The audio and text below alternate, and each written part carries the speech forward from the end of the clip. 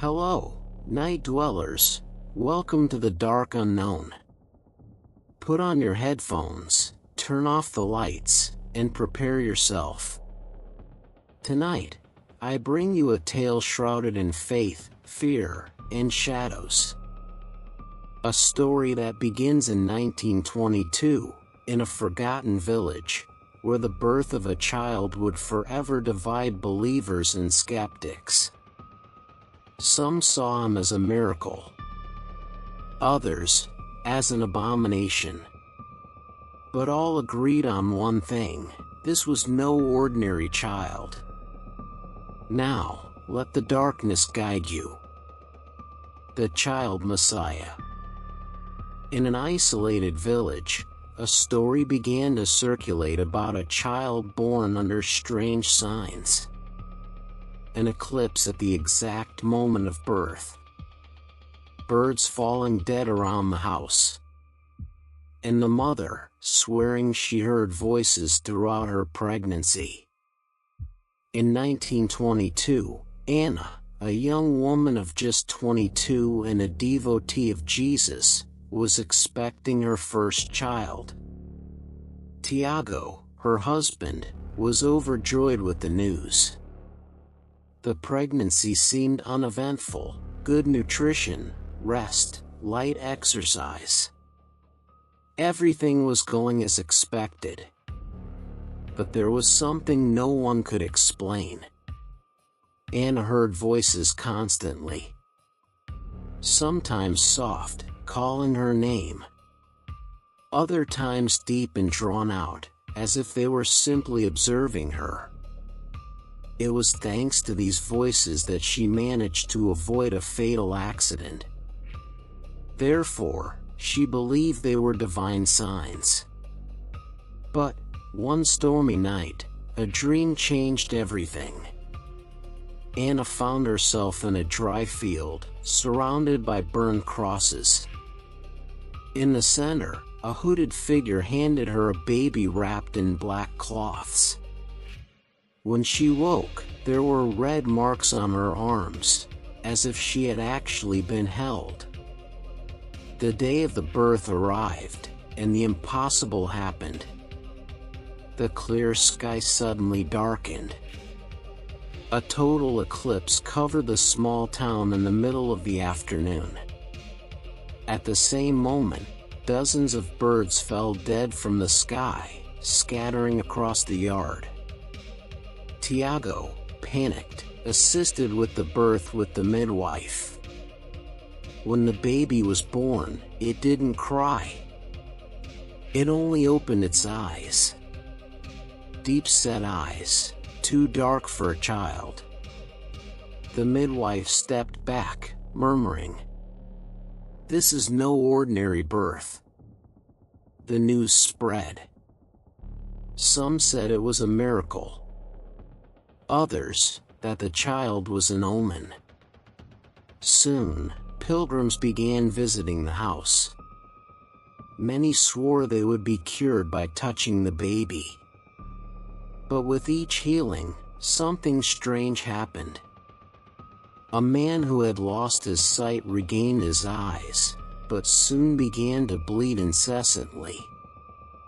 A woman cured of cancer began speaking in unknown tongues and, days later, attacked her own family. Healing and misfortune walked hand in hand. By the time he turned 5, the child had never spoken a single word. But his eyes changed color in the presence of certain people. Animals fled upon sensing his presence.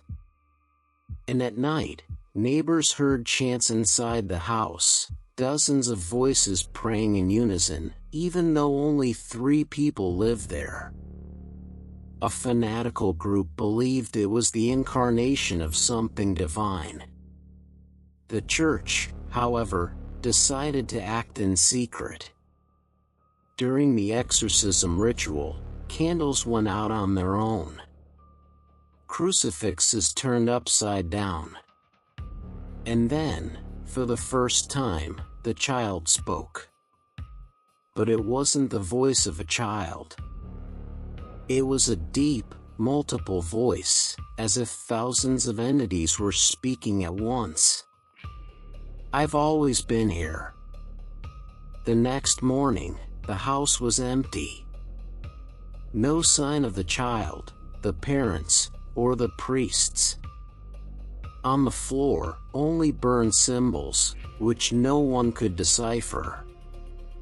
Some believe she was taken to heaven. Others, that she finally awakened what was dormant on earth. Emily's possession. Emily was just 16 years old. She lived with her parents in a small rural town, where everyone knew her as a sweet, studious girl dedicated to the local church. But everything suddenly began to change. First, the nightmares came. Emily would wake up in the middle of the night screaming, saying she saw shadows in her room, that she heard her name being called outside the window. Then came the behavioral changes. The once calm girl began to have violent outbursts. She shouted words no one understood, spoke in strange tongues, and at times seemed to possess strength beyond her frail body. Her parents, desperate, took her to the doctors. But all the tests showed the same thing: Emily was healthy.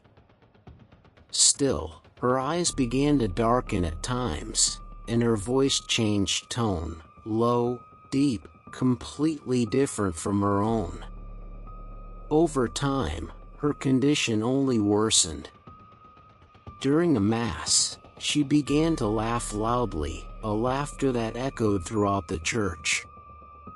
The candles went out on their own, and the priest, panicked, declared that it wasn't illness, but possession. The first exorcism ritual was scheduled.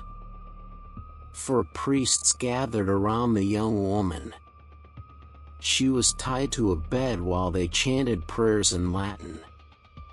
But as soon as they began, Emily arched her body impossibly, as if she were about to break her spine, and screamed in a voice that seemed to come from many. "She's mine!" Objects began flying around the room, crucifixes fell from the wall, and the smell of sulfur filled the room. The priests continued, even in desperation, but each prayer seemed only to enrage the entity further. Days turned into weeks. Several rituals were attempted in different churches, but none were effective.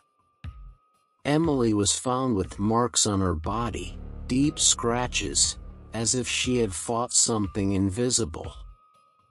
One night, her mother entered the room and found her daughter standing, staring at the corner of the wall. When she called her name, Emily slowly turned and smiled, but her eyes were no longer human. And then, she murmured softly, "Not even God can save her." Shortly thereafter, Emily disappeared. Her parents swear she was taken in the middle of the night, without doors or windows open, as if she had simply vanished. To this day, there are no answers. Some say she was the victim of an evil force that took her forever.